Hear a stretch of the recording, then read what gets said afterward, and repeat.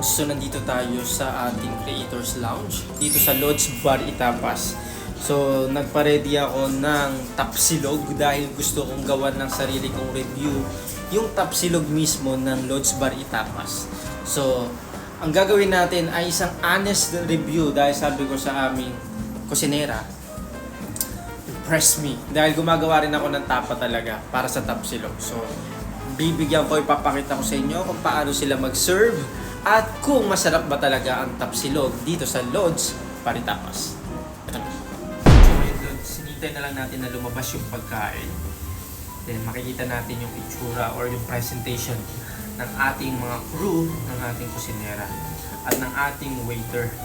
Kung paano sila mag-serve at ang importante kung masarap ba talaga yung tapsilog dito sa Lods Bar Itapas. Excited na.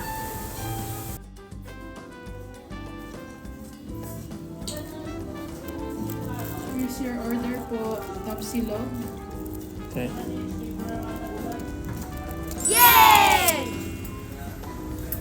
Okay, thank you. Yes, ta. So yan, ito yung kanilang presentation. So makikita nyo, fried rice. Then, merong, syempre, yung tapa natin. Dalawa yung egg. And the garnishing. Ayos. Then, syempre, may suka. Perfecto. Obvious na. Napakasarap. Napakasarap ng tapa. Napakasarap ng fried rice na ginawa. Kita nyo naman sa aking plato. Hindi nyo lang nakita kung paano ako kumain, pero masarap. May panlaban. Then yung beef niya malambot at bite size siya. Hindi mo na kailangan pang mag-cuchillo dahil sa bawat tinidor subo na kagad. So yan mga lods, kung gusto nyo rin masubukan tong tapsilog na to, punta na kayo dito sa Lods Bar Itapas dito sa Calle Bravo Murillo 202 dito sa Madrid, Spain.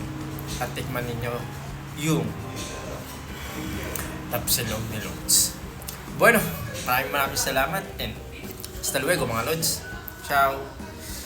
Busog. Oh, excuse me.